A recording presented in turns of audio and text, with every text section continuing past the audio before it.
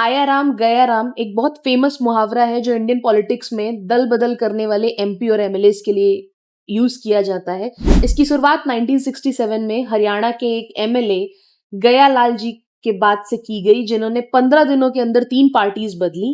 And after that India realise that we need something called anti defection law, which added in our constitution by 52nd constitution amendment 1985. Recently, this anti-defection law came again in the news when Raghav Chadha, along with 6 Aam Aadmi Party MP, merged with 2/3 majority of their MPs with BJP, came into the news. So we need to remember what is the 2/3 majority, what is about this anti-defection law.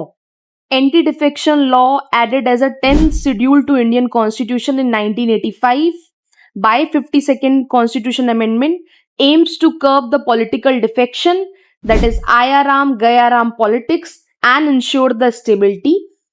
Key features of anti-defection laws are: the grounds for the disqualifications are a member of an parliament or an legislative assembly can be disqualified on the grounds if they voluntarily leave their political party, vote or abstain from voting in the house against the political party whip's direction, they are an independent member who joins a political party, or they are a nominated member who joins a political party after 6 months.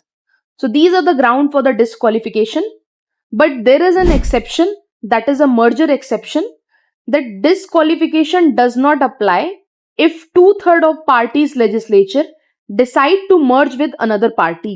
And the same incident happened with this Raghav Chadha incident, in that Raghav Chadha, along with 6 Aam Aadmi Party MP, merged with political party BJP, that give this a privilege to not disqualified in Rajya Sabha.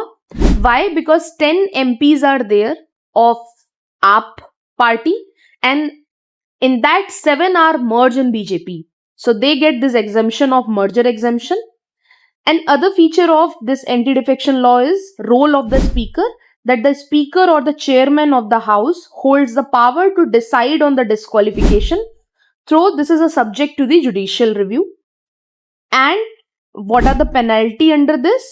That disqualified member lose their seat and are barred from the holding ministerial position until they are re-elected.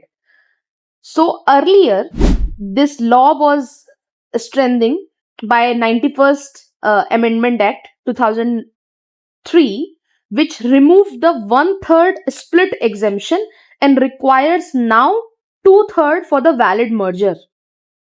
So that was all about the anti-defection law, which a UPSC aspirant need to remember. For more such information, follow us.